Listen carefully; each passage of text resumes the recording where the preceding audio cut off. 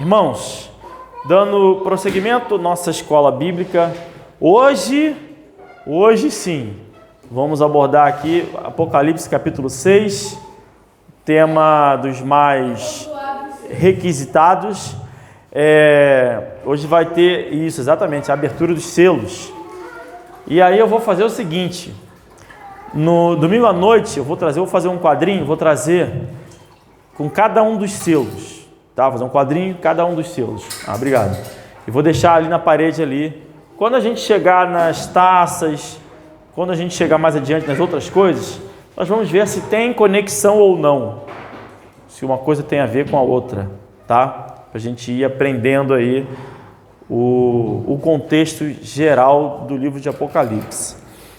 Esse estudo que nós estamos fazendo é um estudo dinâmico, ou seja, eu não me considero doutor, dono da verdade nesse caso aqui, porque muitos dos temas abordados não são tão claros, mas eu atribuo à igreja, especialmente à nossa igreja, a ação do Espírito Santo, porque Deus está em nosso meio e por isso a gente vai aprendendo juntos. Os irmãos comigo, eu com os irmãos, todos nós juntos. Amém. Então vamos lá. Apocalipse capítulo 6. E havendo o cordeiro aberto um dos selos, e ouvi um dos 4 animais que dizia como voz de trovão: vê e vê, vem e vê. Quem é que abriu então o selo? O cordeiro, né? Lembra que ele tinha dito, quem é digno de abrir, tinha chorado e tal. Aí apareceu o cordeiro já foi lá abrindo o selo. E olhei, e eis um cavalo branco, e o que estava assentado sobre ele tinha um arco, e foi-lhe dada uma coroa, e saiu vitorioso e para vencer. Tá? Então, aqui, esse é o primeiro selo. Quando abriu esse selo, o cordeiro abriu o selo, surgiu então um cavalo, alguém assentado num cavalo branco que saiu para guerrear e tinha em suas mãos um arco. Quem vocês acham que é esse? Eu vou ler um versículo aqui e vocês vão dizer se pode ser o mesmo ou não, tá? Irmãos, nosso objetivo é não ficar passeando pela Bíblia demais. Eu vou tentar fazer isso, ficar sempre no livro de Apocalipse.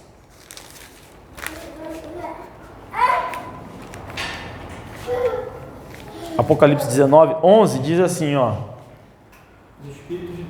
E viu o céu aberto, e eis um cavalo branco, e o que estava assentado sobre ele chamava-se Fiel e Verdadeiro, e julga e peleja com justiça. E os seus olhos eram como chama de fogo, sua cabeça chama de sangue, E ele estava vestido de uma veste tingida em sangue, o nome pelo qual se chamava é a palavra de Deus. Enfim, vocês acham que pode ser o mesmo? Não. Eu também acho que não. Porque há muita gente que diz, né?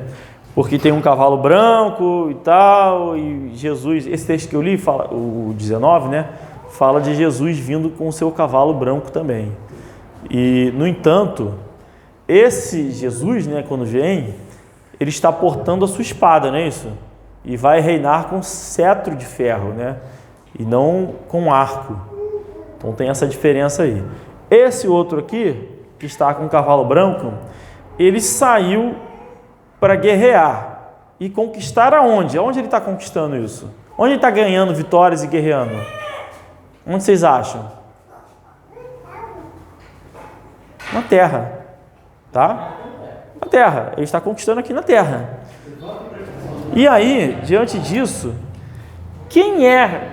Mas tem uma semelhança, né? Os dois estão num cavalo branco, não tem? Para mim é o Espírito Santo. Eu ia dizer que não. Mas eu acho que... Porque, sabe por quê? Mas eu acho que o cavalo branco a gente tem aqui, por exemplo, saiu vitorioso para vencer, uma coroa. Depois você tem os outros cavalos, eles são... Caramba! Depois tem os outros cavalos que são também referências a acontecimentos. Então, por exemplo, o segundo animal seria o cavalo vermelho. Estava sobre a terra, tirasse a paz da terra, se matasse um louco, foi dado uma grande espada. Né? E depois vai acontecer o selo, e o cavalo fica da balança, vai botar comércio. Né? Depois o último é a morte e o inferno. Tá. Eu não entendo que seja de Deus. Eu acho que é alguém que assume um lugar que seria de Cristo, né? Simula como se fosse. Eu entendo ser o próprio anticristo, esse cavalo branco aí. E até depois, quando lá no 10 eles... Não, assim, lá no 10, no versículo 10 eles dizem, eu ia chegar lá mais na frente, e clamavam com grande voz dizendo: até quando, ó verdadeiro e santo dominador, não julgas e vingas o nosso sangue dos que habitam sobre a terra? Então, esse sangue é dos santos salvos. Então, sim, mas a questão é, como que esses salvos estão? Porque houve a vitória. Não, mas eles estão mortos. Foram mortos por esses animais. Mas por conta de ter uma cronologia e os acontecimentos. Sim, não. Aí depois vem a perseguição, aparece na terra, depois a morte e o inferno, e aí você tem lá depois os santos que já morreram com a mãe. Tá. Mas eu posso entender também o que você falou, pode ser um prelúdio aí a besta que surge do abismo. Esses eventos que são descritos aqui, até isso que eu vou falar agora nem é uma interpretação minha, tá? Uma interpretação de um outro pastor que eu concordo. Eles são paralelos aos eventos lá de Mateus 24, que vai acontecendo passo a passo antes do fim, né? E portanto está tendo a perseguição, né? Depois vai ter terremoto, vai ter catástrofes, doenças naturais. Eles são muito similares, né? Ao que acontece em Mateus 24, também lá em Lucas, né? Em Marcos, enfim, praticamente no Novo Testamento todo fala um pouco sobre isso. E eu acredito... Mas eles começam lá no 24 já no segundo cavalo. Vamos ver. Vamos lá.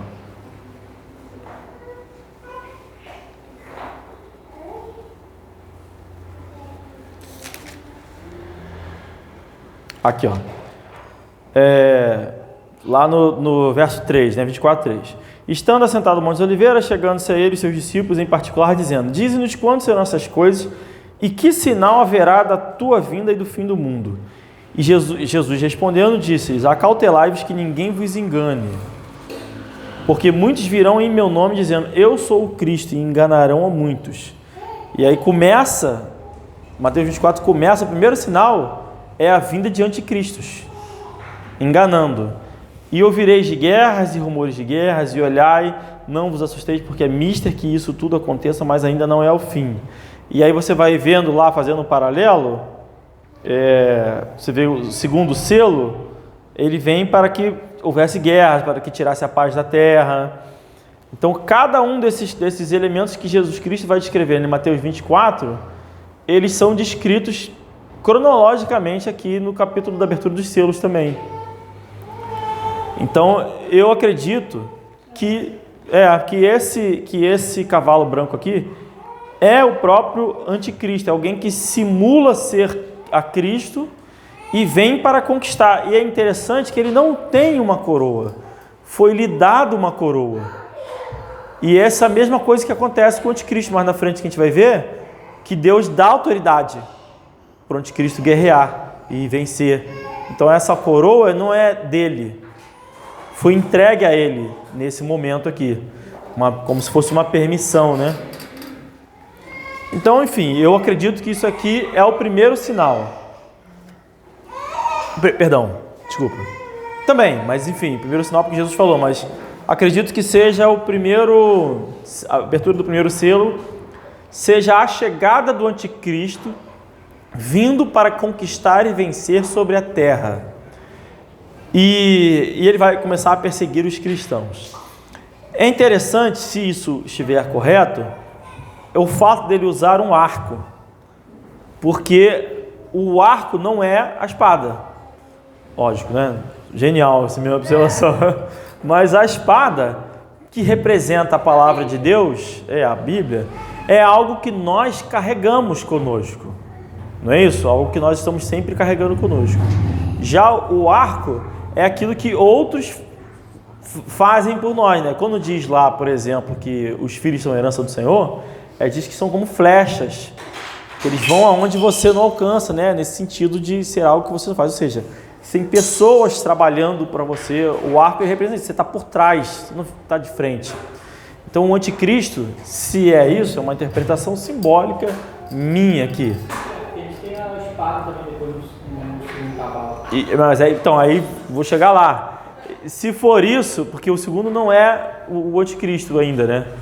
O anticristo já veio. Se for isso, ele vem para guerrear de forma sorrateira, simulando ser Jesus Cristo, simulando estar no lugar de Jesus Cristo, sem que as pessoas percebam.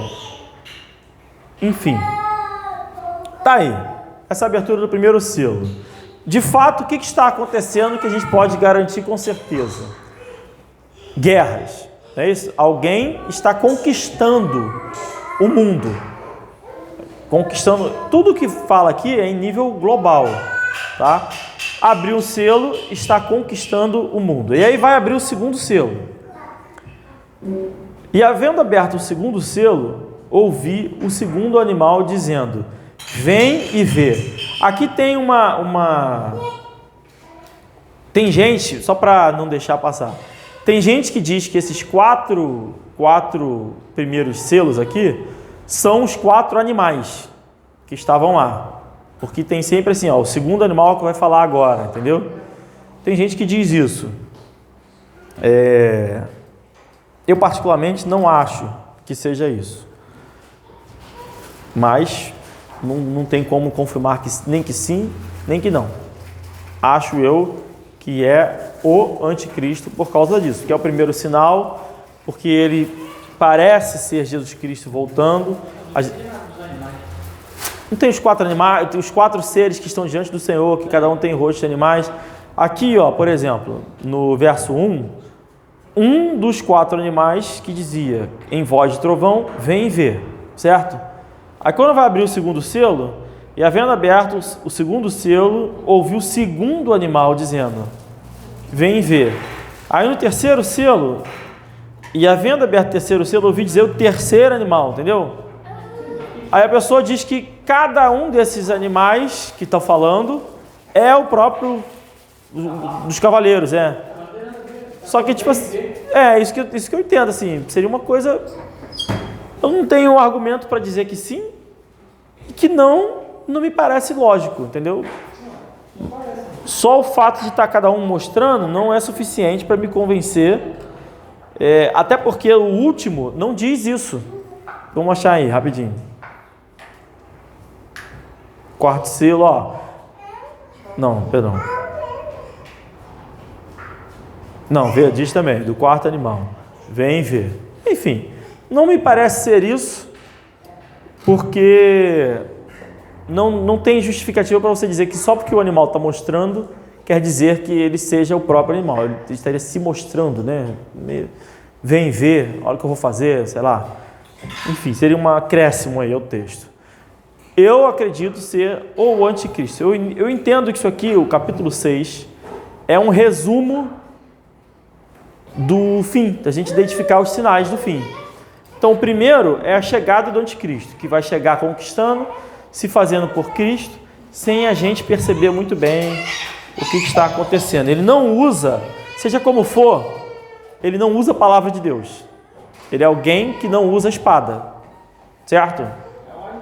Falando bem ver, parece ser alguma coisa que o animal chamou no cavalo. Por exemplo, porque os últimos eventos que acontecem, ele não precisou ir ver, na verdade, porque ele olhou para baixo do trono de Deus. Sim. Estava lá. E o outro aconteceu no tempo total, lua, sol, assim. Isso. Ele teve que ir até lá para poder ver. Ao longo de Apocalipse isso vai acontecer várias vezes, você está falando. Alguém vai chamar a atenção de João, olha para lá, vê isso aqui, vem ver isso aqui.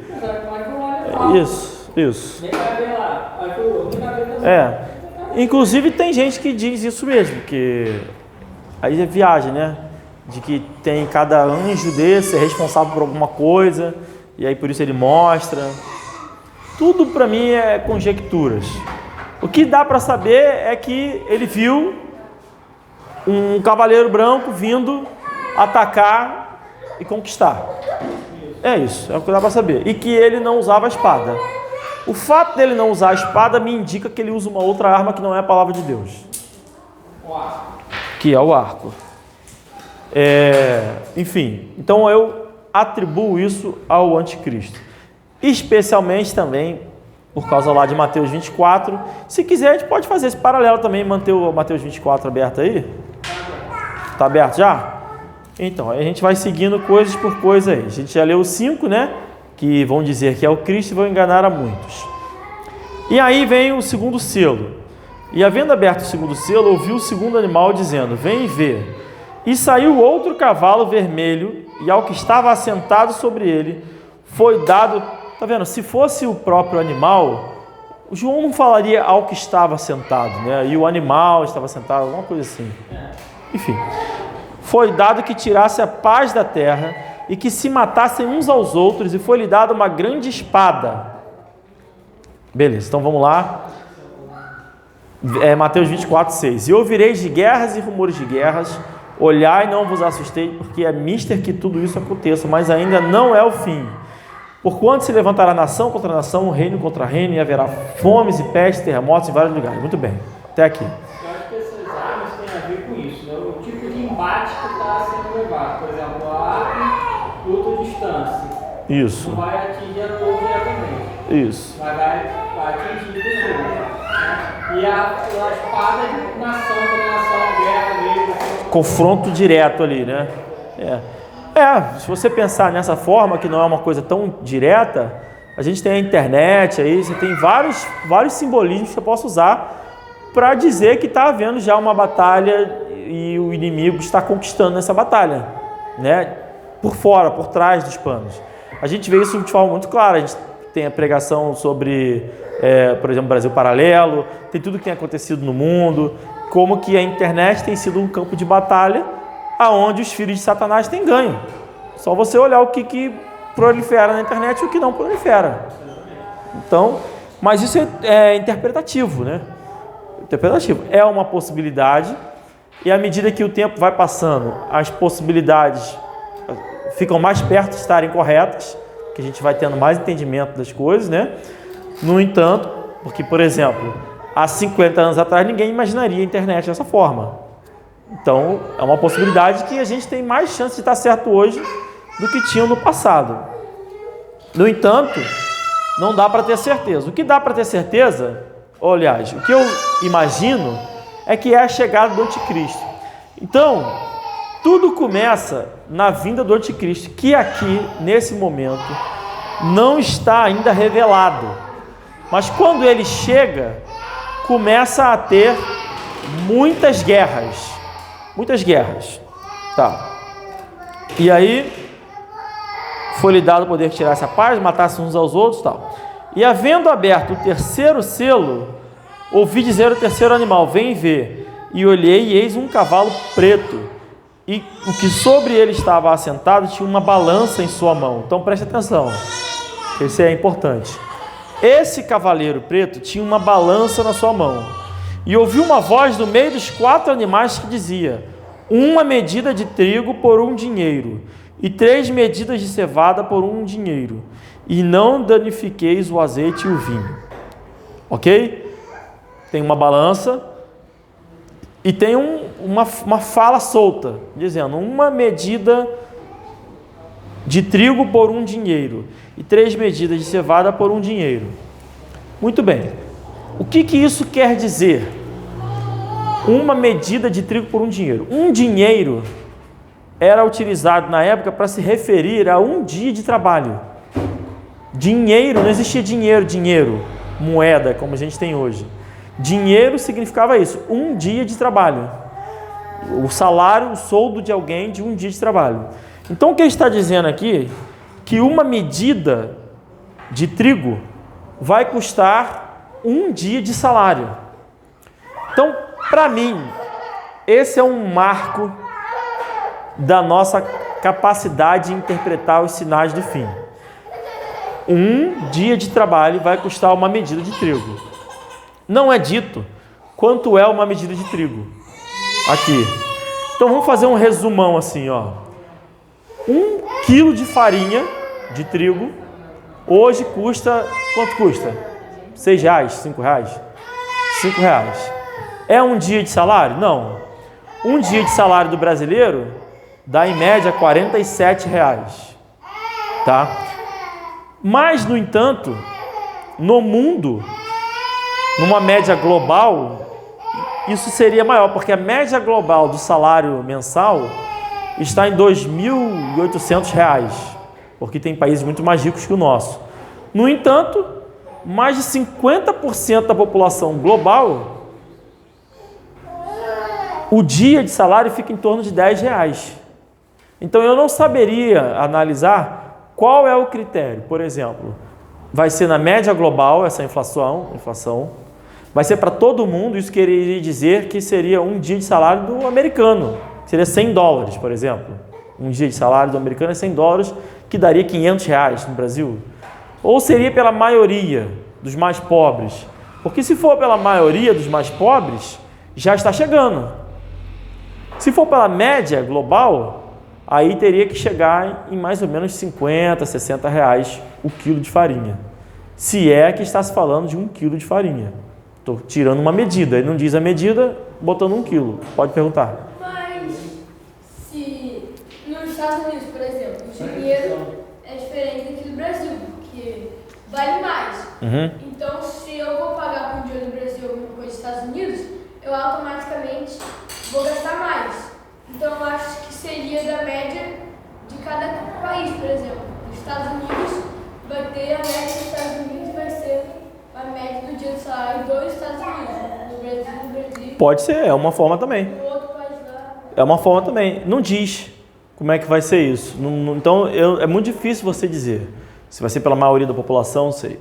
O que fica evidente é que vai ficar a farinha vai ficar caro pra caramba.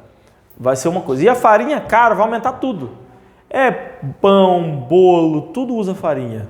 E aí o preço, com isso, vai aumentar o preço da comida. O lanchinho, o pãozinho com cafezinho, pão com manteiga com café, vai custar uma fortuna.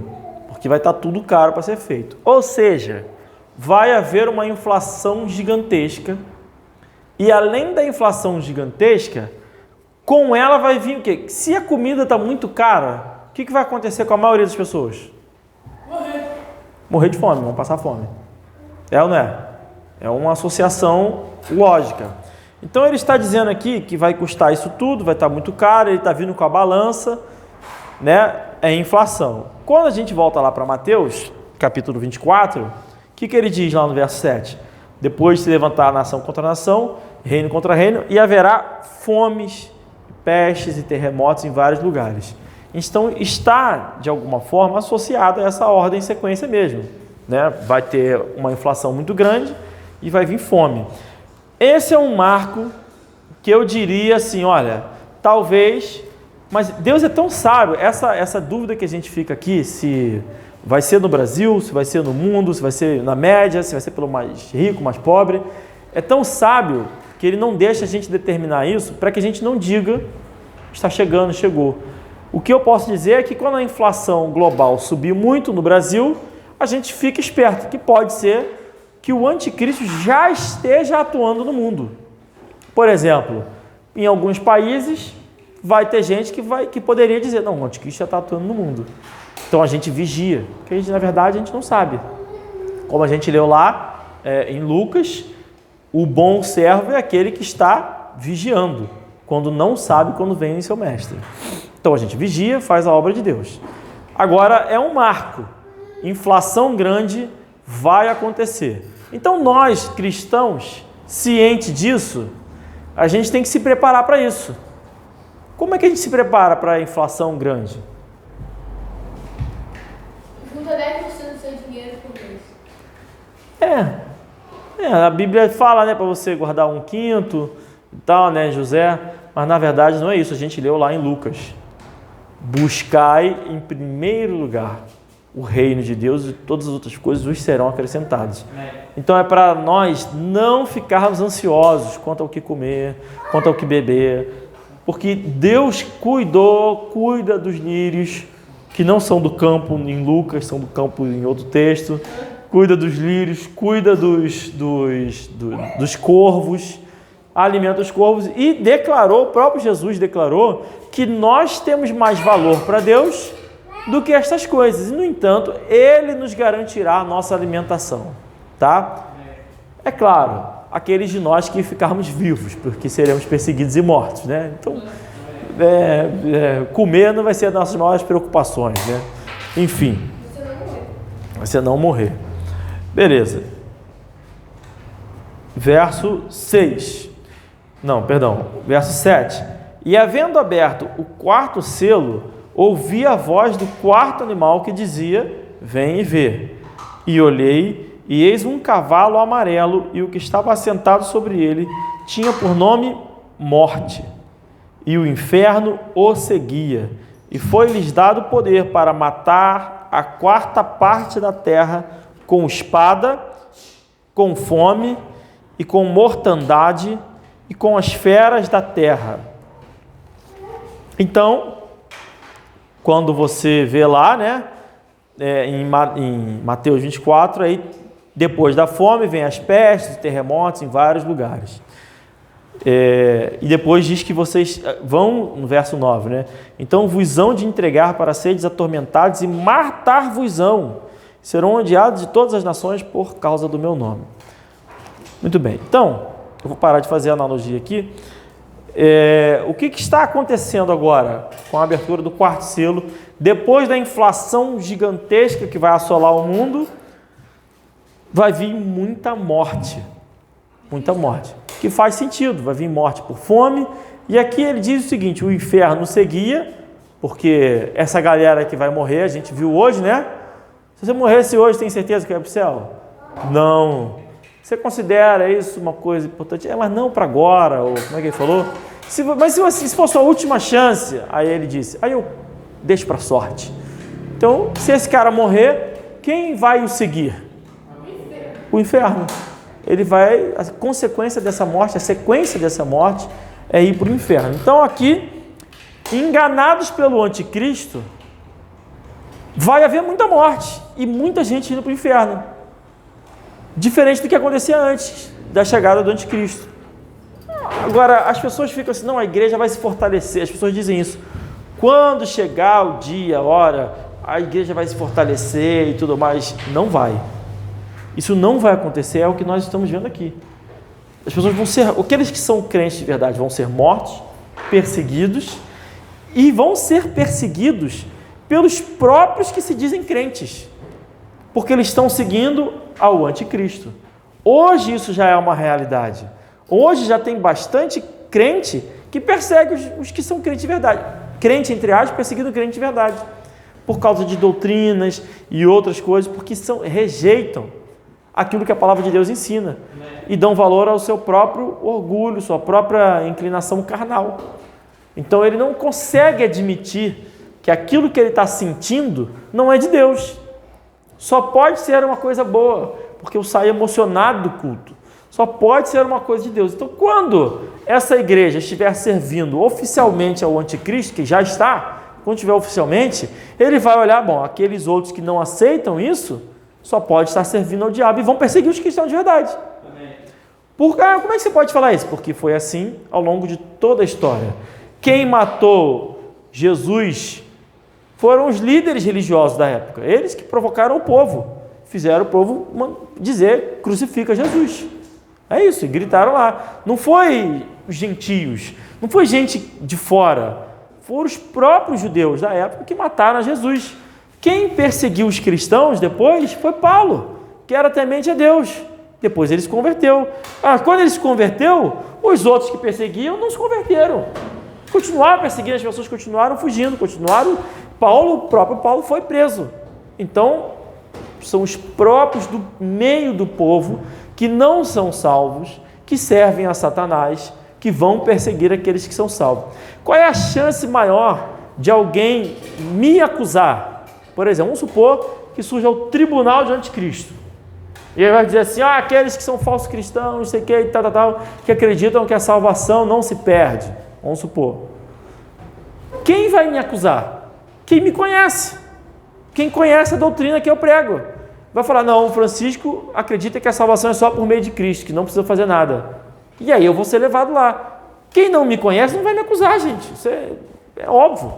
Quem acusa é quem está bem. Por isso que lá no texto lá que a gente leu hoje, diz lá, vão ter 5 numa família. 3 contra 2, pai contra filho e assim sucessivamente. Vai. E aí até uma coisa que eu estava pensando aqui agora, você vê como é que tudo já está sendo preparado para essa recepção do anticristo e essa perseguição dos cristãos, que você percebe, por exemplo, no nome Yeshua. A pessoa começa a falar que o nome que é Yeshua começa a confrontar quem fala que é Jesus Cristo, e aí a fala que eu já ouvi não, mas não importa o nome de verdade, importa que você saiba quem é. Aí agora não importa o nome de verdade dele, mas importa que você saiba quem você está chamando, e aí vale a mesma coisa.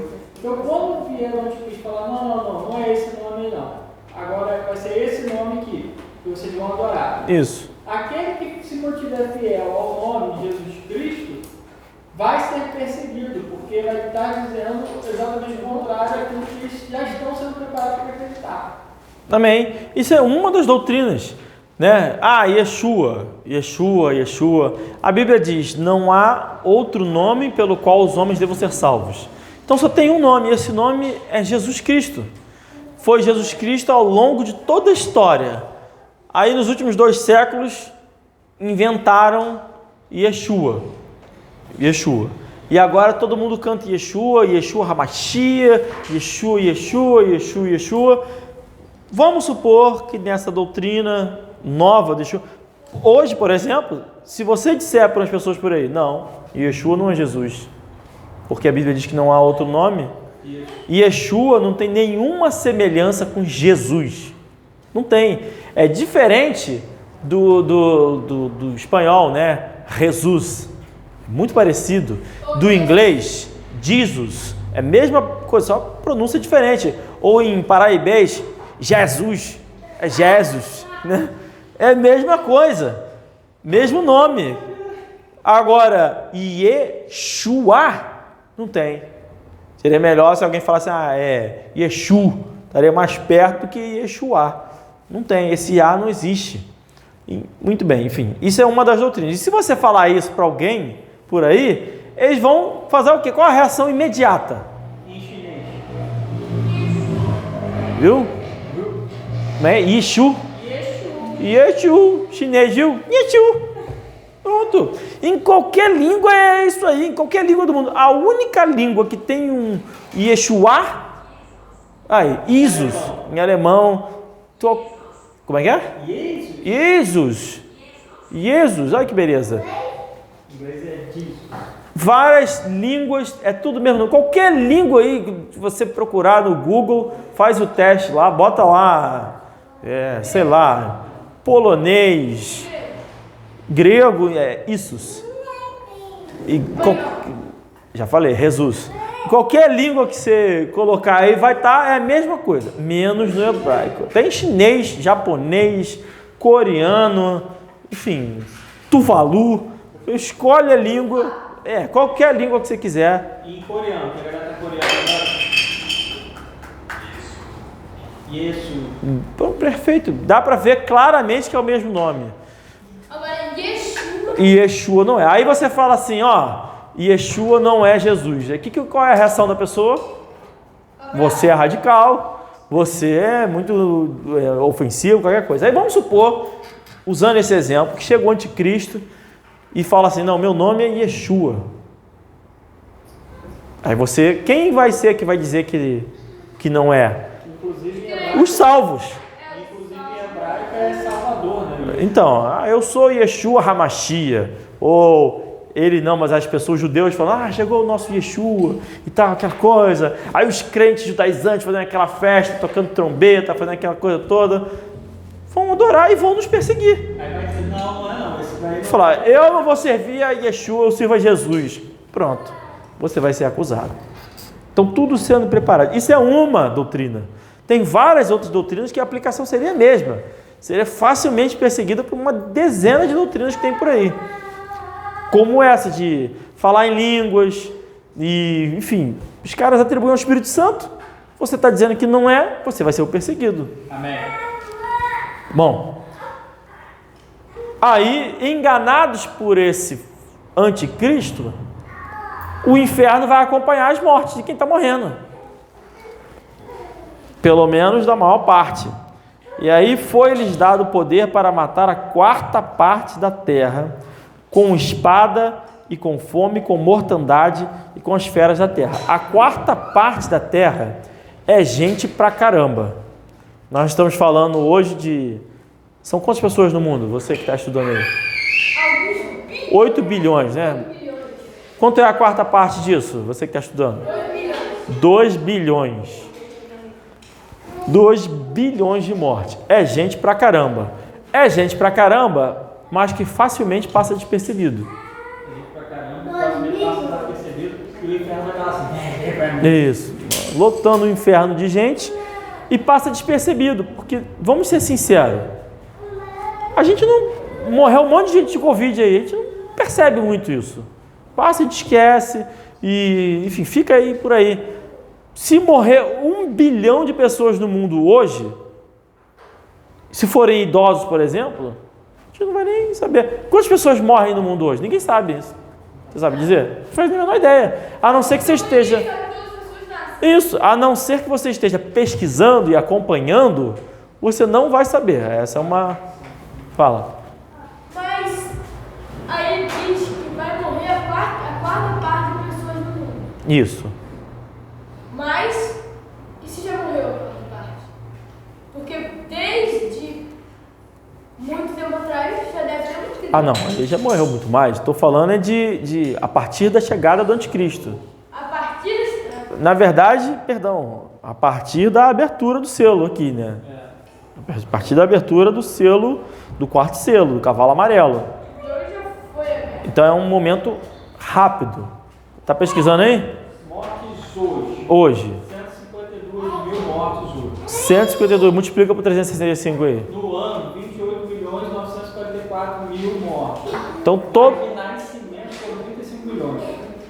então tem nascido mais gente do que gente morrendo, né? Mas você vê que não dá nem para perceber. Né? Então, 30 milhões, vamos arredondar, 30 milhões de pessoas morrem por ano, a gente não percebe isso. Então, aí... Então, se acontecer dessa forma, espalhado pelo mundo, agora vamos supor que aconteça, porque aqui está dizendo que vai morrer com guerra, fome, mortandade com as feras da terra. Olha que interessante, você sabe que ele atualiza instantaneamente, o númerozinho está subindo aqui. Né? Aí está assim, morte de hoje, 79.705, 706, 707, 708, vai aumentando. Mas olha só, se morrer numa guerra, vamos supor, você não vai ficar tão assim, né? Por exemplo, soltou uma bomba atômica lá gigantesca na China, morreu 500 milhões de pessoas. Ah, foi a guerra que matou, né? Você não vai achar que foi o cavaleiro do Apocalipse que fez isso. Você vai passar. Ah, teve um terremoto lá no Rio Grande do Sul, lá, alagou todo mundo, morreu 2 milhões de pessoas lá. Não, foi um terremoto. Porque está dizendo que a junção desses eventos vai acontecer. E aqui tem um detalhe que eu acho curioso, que ele fala as feras da terra. Eu não sei se isso aqui são somente, vamos supor, leões atacando pessoas e ursos e elefantes atropelando todo mundo. Eu não sei se é só isso, porque, por exemplo, eu vou dar um exemplo. Imagina que tivesse uma doença que fosse muito comum em alguns animais e que num laboratório qualquer essa doença se espalhou saindo de um morcego, por exemplo. Aí a doença se espalhou por a contaminação de um morcego e matou uma galera. Tá incluso? Tá. Ou não? Tá incluso. O animal que... Peraí. Desculpa. Doenças de animais. Se matasse a população muito rápido, as feras tomariam aquele local para si. Então, assim, acho que tem uma ação aí bestial dos animais, né? De ocupação de lugar mesmo, de luta pelo território mesmo. Então. Mas isso existe já, os animais Não, guerreiros. existe, mas é muito pouco. Existe, é muito pouco. Eu acho que vai ter mais. Como ontem existe, alguém entra em casa desconhecido. Agora, enfim, existe, mas é muito pouco. Agora, se isso acontecer, dessa forma, fica indiscutível. Os animais já estão tomando lugar de filhos. Então é isso que eu estou falando. Vamos supor, hoje em dia, agora mesmo, não sei quem foi que comentou comigo de alguém que tinha um cachorro e o cachorro ficava lambendo a cara da pessoa. Foi você não? Foi quem me falou? E aí a criança ficou doente, Não, fui eu. quase morreu lá e tal. Cara, essas coisas vão aumentar, cara. Então assim, é morte pelo animal, não é o animal que matou, mas o ser humano está idolatrando os animais. Não é aquela parte do pensamento que a gente tem, que os animais Isso. na verdade estão dominando sobre os animais, ou sobre os homens. Só que daí, em algum momento, o homem vai fazer o que o animal quer. O que os animais dominam sobre a gente já vê, porque você vê o pessoal passeando com os cachorrinhos, né? Os cachorros puxam todo mundo para onde quer, faz o que quer, às vezes carrega cachorro na carrinho de bebê, enfim. Não, mas aí os cachorros não gostam disso, porque não pode ter terror, né? Mas enfim. Bom, beleza. Se forem as feras literalmente atacando todo mundo, Não tem como discutir. aí beleza, vai ficar bem visível, né? Se a gente estiver aí andando, apesar do que isso não seria visível para nós aqui na cidade. Só não. Mas quem vive perto da água, né, na praia. A gente vive perto da água. Sim, mas então, isso que eu tô falando. Um tubarão atacando as pessoas, os surfistas e tal. Alguém falou, recentemente. Gente, isso sempre aconteceu. Sempre aconteceu. Mas aqui estamos falando de uma coisa gigantesca. Bom, e havendo aberto, verso 9, né? E havendo aberto o quinto selo, vi debaixo do altar as almas dos que foram mortos por amor da palavra de Deus e por amor do testemunho que deram. Então, o quinto selo, no quinto selo, quem são esses que foram mortos por amor da palavra de Deus? Os salvos. Foram mortos quando? Ao longo de toda a história? Não fala como. Eu acho que não. Eu acho que são os mortos nessa perseguição aqui. Nessa perseguição aqui. Porque eles vão falar aqui, clamavam com grande voz, dizendo: até quando, ó verdadeiro e santo dominador, não julgas e vingas o nosso sangue dos que habitam sobre a terra? Então isso aqui é uma sede de justiça natural, que aqueles que são perseguidos, martirizados por amor à palavra de Deus vão sentir, e eu acho que é muito justo que sinta mesmo, e vão ter essa sede de justiça. Mas há a promessa de Cristo de que toda a sede de justiça será resolvida, vai acabar, né? Você vai ser satisfeito com a sua sede de justiça. Tem cristão que é salvo e não morre sendo perseguido. Mas já teve cristão que salvo por perseguidos e mortos. Isso. Por exemplo, meu pai morreu. Ele não foi perseguido, ele morreu doente, morreu. Ele não está nessa galera aqui. Esse aqui são os mártires. São os que são mortos pelo amor da palavra de Deus e pelo testemunho que deram.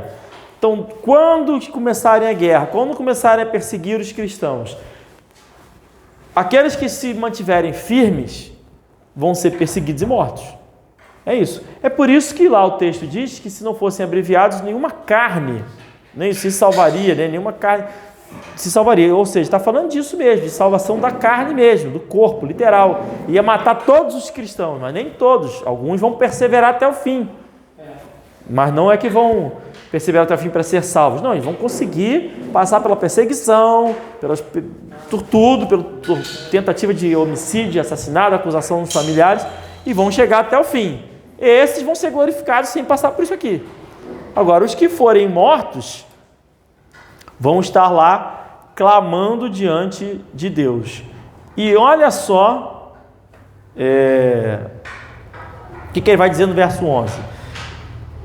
E foram dadas, aqui é o quinto selo, né? Então o quinto selo é essa entrega, não é algo visível aqui na terra, né? E foram dadas a cada um compridas vestes brancas, e foi-lhe dito que repousassem ainda um pouco de tempo, até que também se completasse o número de seus conservos e seus irmãos, que haviam de ser mortos, como eles foram. Então, os mártires, aqueles que morrem por amor da palavra de Deus, eles formam um certo grupo especial, na minha visão, e faz parte do galardão deles. Eles estão ali diante do Senhor, vão receber primeiro essa vestimenta. Isso é importante a gente determinar, porque evita muita confusão depois. Tem um arrebatamento, depois tem outro negócio, o que está acontecendo? Esses que são mártires, eles têm um tratamento especial mesmo. Eles morreram por amor da palavra de Deus. Eles foram até o final e tem esse tratamento dado por Deus especial. E ali a promessa, vocês vão receber uma roupa branca, nova, vão estar aqui, vão esperar, celebrando diante de Deus, vão esperar, vão contemplar, até que todos que têm que ser perseguidos sejam perseguidos e mortos. Enfim. Então é uma doutrina indiscutível na minha visão, a ideia de galardão. Esse texto diz que os mártires estão aqui e os que não são mártires não estão aqui. Não quer dizer que só vai ser salvo quem foi perseguido por amor da palavra de Deus, tá? Porque todo aquele, por exemplo, o ladrão na cruz não foi perseguido por amor da palavra de Deus. E ele é salvo. Mas ele não está aqui. Não está entre os mártires. Todos concordam com isso? Sim. Amém. Vamos para o sexto selo então. E havendo aberto o sexto selo, olhei e eis que houve um grande tremor de terra. E o sol, isso também tem lá em Mateus 24. Não vou ler, para a gente não perder muito tempo. E o sol tornou-se negro como saco de cilício, e a lua tornou-se como sangue. E as estrelas do céu caíram sobre a terra, como quando a figueira lança de si os seus figos verdes, abalada por um vento forte. Bom, aqui, lembra que a gente pode perguntar. Já viu o vermelho? Está cada vez mais comum as luzes ficarem vermelhas, né? Eu já vi umas 3 vezes. Eu só vi uma da você. Você viu uma comigo. Eu já vi umas 3 luzes, bem vermelhinha, né? Não, na verdade estava meio alaranjada, quase vermelha. Vermelho. Enfim.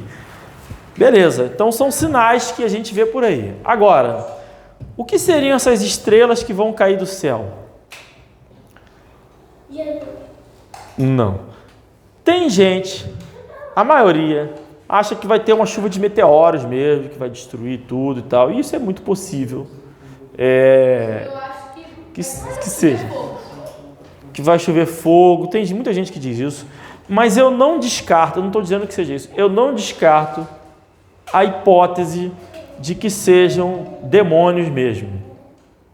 Tá? Vindo para cá. Por quê? Porque a gente já viu no capítulo 4 que as estrelas significam anjos.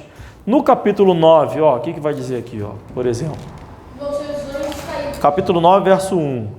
E o quinto anjo tocou a sua trombeta e viu uma estrela que do céu caiu na terra, e foi-lhe dado a chave do poço do abismo, e abriu o poço do abismo, e saiu fumaça do poço, como fumaça de uma grande fornalha, como fumaça do poço escureceu o sol e o ar.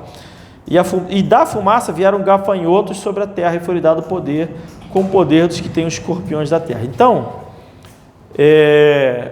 aqui, essa estrela que caiu, ela claramente é um indivíduo, é um ser, que tem a chave, que foi lá e abriu, e atuou.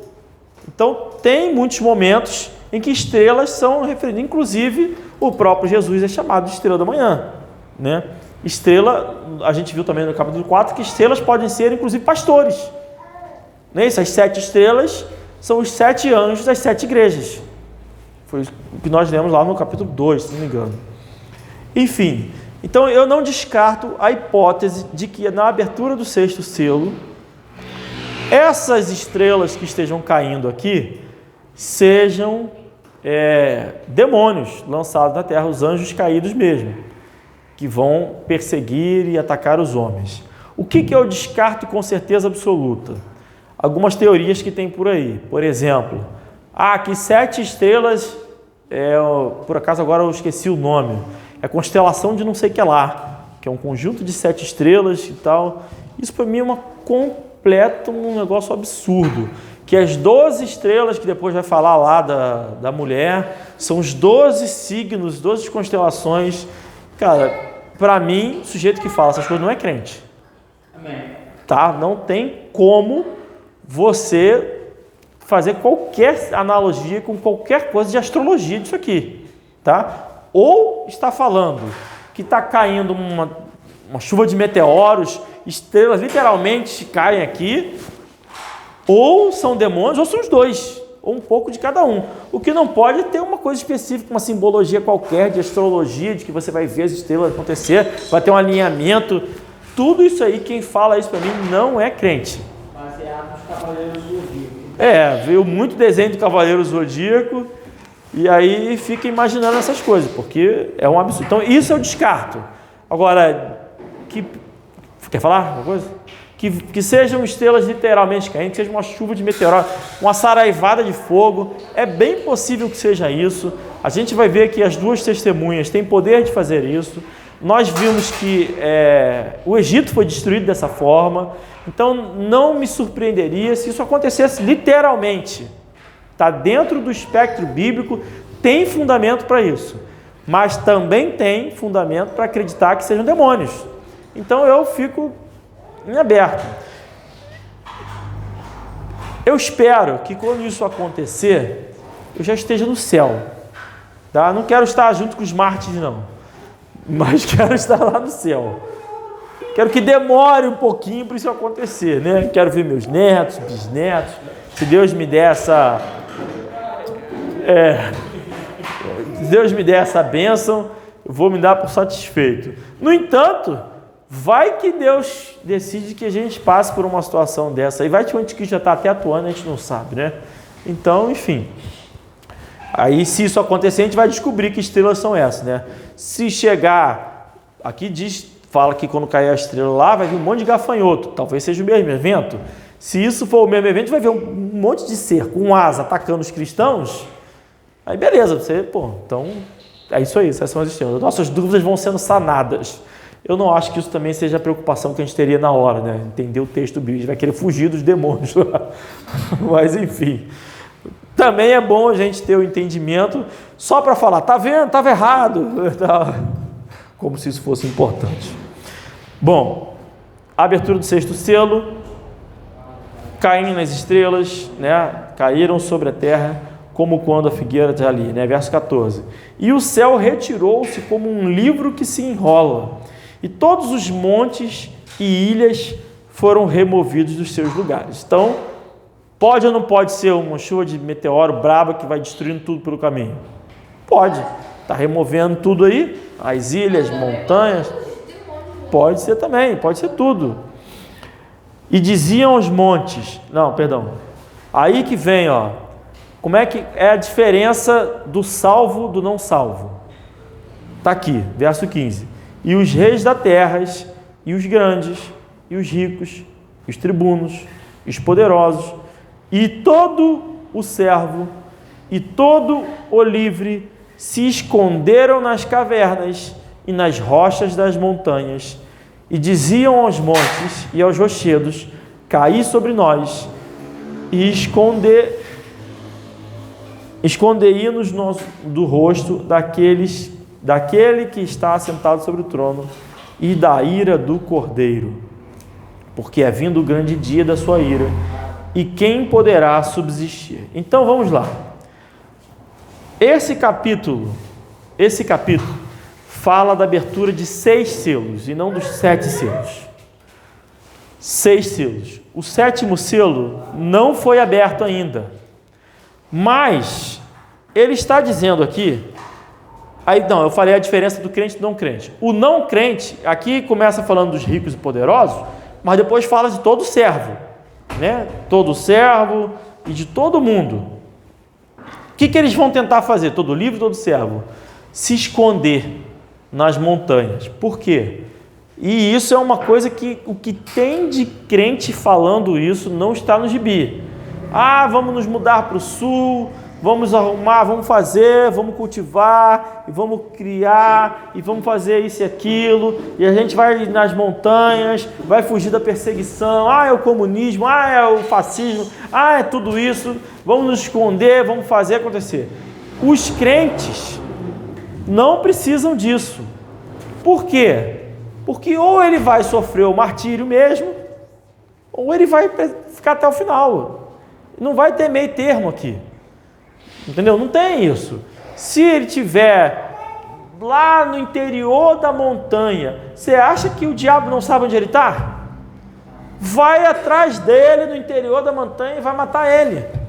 Quem está no interior da montanha aqui são os não salvos, que estão com medo da ira do Senhor. Vocês, por acaso, têm medo da ira de Jesus Cristo? Não. Claro que não, nós somos salvos. Quem tem medo da ira de Jesus Cristo é quem não tem Jesus Cristo. Então essa galera que vai se esconder, que vai fugir, que vai fazer não sei o que lá, eles às vezes parecem até cristãos. Eles falam como se fossem cristãos, mas eles têm medo da ira de Cristo, porque a ira de Cristo será derramada. Antes da Bíblia dizer sobre o derramamento da ira de Cristo, no próximo capítulo, vai falar quem são os salvos, os mártires, aqueles que estavam lá. Deus vai dar uma ênfase nisso. E aí somente no capítulo 8. Vou deixar uma coisa clara. No capítulo 24 de Mateus, ele fala que enviará, então aparecerá o sinal do Filho do Homem, a lua não dará sua luz, os seus cairão no céu, porque os céus serão abalados. Então aparecerá no céu o sinal do Filho do Homem, todos os filhos da terra se levantarão e verão o Filho do Homem vindo sobre a luz do céu, com poder e grande glória. Ele enviará seus anjos pelos favores do governo, os quais orientarão seus escolhidos desde os quatro ventos de uma a outra extremidade do céu. Então, depois ele fala, provavelmente como disse, vocês podem saber que está próximo às portas. Em verdade, eu digo que não passará essa geração, beleza? O céu e a terra passarão, mas nem falar não passarão. E aí vai usando essa hora, ninguém sabe, não percebeu daquilo de luz, não vai, estando dois no campo, estando dois no campo, será levado um e deixado do outro. Estando dois no moinho, será levado um e deixado ao outro. Vigiai hoje, porque não sabeis a hora que há de vir o vosso Senhor. Mas considerar isso, né? Vigiar, enfim. O que isso quer dizer? Que depois disso vai vir a ira de Deus. Exatamente. Então, os santos são tirados depois da grande perseguição, depois da grande perseguição, depois da grande tribulação, depois de tudo que ele leu até aqui na abertura dos seus. Os salvos são retirados, não precisamos ir para as montanhas, pelo contrário, nós estamos aqui declarando que nós somos crentes, estamos seguros. E depois, o grande êxito, voltando lá para o capítulo 6, versículo 7, porque é vindo o grande dia da sua ira, quem poderá subsistir? Ninguém poderá subsistir a ira de Deus, que vai vir depois da abertura do sétimo selo, que aí começa. Então, fazendo esse paralelo com Mateus 24, que é correto, percebe-se que depois desses eventos tem um arrebatamento, é isso que você está querendo dizer, né? Tem um arrebatamento. Ou seja, esse arrebatamento é depois desse período de tribulação, de perseguição, de 1/4 da população morrendo, de morte, fome, inflação adoidado, um preço de farinha custando um dia de salário. Depois dessa calamidade toda, gente sendo morta pelo nome de Jesus Cristo, pela pregação da palavra, depois disso tudo, quando as pessoas começarem a fugir para as montanhas, eles vão falar assim, cadê? Escondendo o nosso rosto daquele que está sentado sobre o trono e da ira do Cordeiro, porque é vindo o grande dia da sua ira, e quem poderá subsistir? A ira, esse grande dia da ira, virá sobre os não salvos, não sobre nós. Tudo isso aqui, por isso até que eu acho que aquele cavaleiro, ele é o anticristo. Isso aqui é o diabo agindo livremente.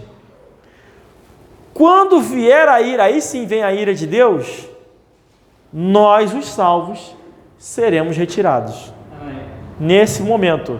Mas é por um tempinho muito curto. Já acabou. E eu não acho que nós seremos retirados. Aí Jesus vai embora. A gente vai falar isso depois. Depois ele volta conosco para reinar. Ele vai. E aí o que vai acontecer? A gente vai descobrir mais na frente. Porque vai ser meio complexo aqui. A gente vai ter que estudar um pouco sobre. Pode continuar lá. Porque na verdade, em Mateus 24, se eu não me engano, todos os outros textos, primeiro fala lá em Mateus 24 que ele manda os anjos dele fazer isso. E tem que ver os sinais do Filho do Homem sobre as nuvens. Nessa hora, Jesus Cristo não volta. Né? Ele não volta para poder retirar os seus salvos. Só leva. Só leva. E depois que ele vem de fato. Pode ser. Pode ser. Muito bem. Então, o que eu queria trazer aqui de final aqui desse capítulo 6? É justamente isso. Que essa ideia que se está propagando... Gente, vocês já ouviram isso? Gente falando, vamos fugir, vamos para as montanhas, vamos fazer isso. Eu já estou ouvindo isso. Eu estou ouvindo gente falando, não, a gente tem que plantar, a gente tem que cultivar, a gente tem que fazer, porque vai acontecer. Esse medo de tudo que vai acontecer, esse medo não é nosso. Amém. Esse medo não é nosso. A gente não tem que se programar para o fim do mundo. Vamos nos armar até os dentes, vamos fazer a nossa milícia e vamos... Irmão, se a gente vai ser perseguido, a gente vai ser perseguido. Amém. Quem vai nos preservar ou não é o Senhor. Como é que eu acho que alguém vai perseverar até o fim e vai ser salvo? Eu não sei. Sinceramente, eu não sei. Eu acho que é fugindo e pregando. Fugindo do imediato e pregando. Porque o que está pregando, ele também está sendo acusado. Então, se você está pregando parado, a gente prega aqui. Eles vão pegar a gente aqui e vai matar todo mundo. Agora, se você está pregando e indo, como Paulo, você está indo e pregando, você tem mais chance de... Mas isso é conjectura. Porque, de fato, quem vai decidir quem vai morrer, ser martirizado ou não, é o Senhor. Está nas mãos dele. O diabo, irmãos, quando ele esteve lá diante de Deus e quis perseguir a Jó, a gente aprendeu isso. Ele tem autoridade para fazer tudo, menos matar. Até para matar, se Deus deu, que aqui ele deu autoridade, depende da autorização de Deus. Então ele não vai matar ninguém, ele não vai perseguir ninguém que não seja pela autoridade de Deus. Então, se um dia... por que eu estou falando isso se isso não vai acontecer agora? Primeiro, porque eu não sei quando vai acontecer. Segundo, que os nossos filhos precisam estar preparados.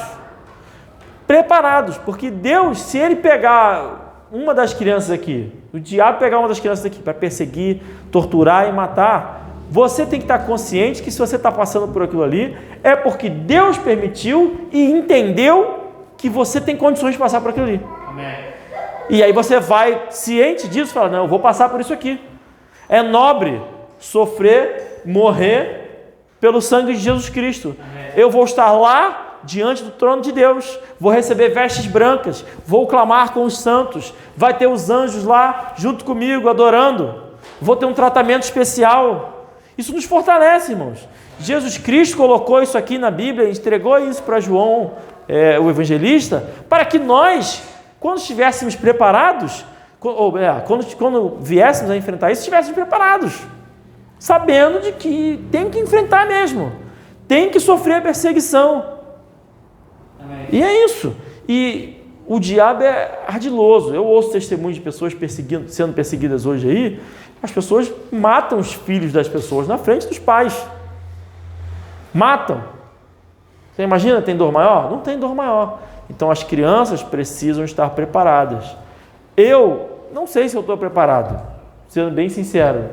Eu nunca tive uma pregação na minha vida que me falasse sobre isso. Ninguém nunca falou comigo, você tem que estar preparado para você morrer por Jesus Cristo. Nunca. Ninguém falou isso. Então, eu estou tentando orientá-los à luz da palavra de Deus. Porque a preparação, de fato, ela é espiritual, ela vem do Espírito Santo. Não depende nem de você estar forte ou fraco, é o Espírito Santo que vai te dar a força. No entanto, Jesus disse, né? Aliás, né?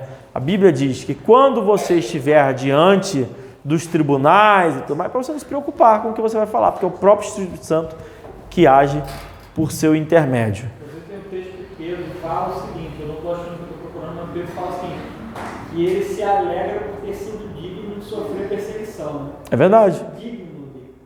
Porque nem todo mundo é digno. Por isso que esses mártires aqui são vamos dizer assim, uma casta especial de crente. Eles se tornaram dignos de morrerem pelo nome de Jesus Cristo. Enfim. Irmãos, nós encerramos então o capítulo 6 de Apocalipse e a gente vai se debruçar sobre os salvos um pouquinho mais na semana que vem.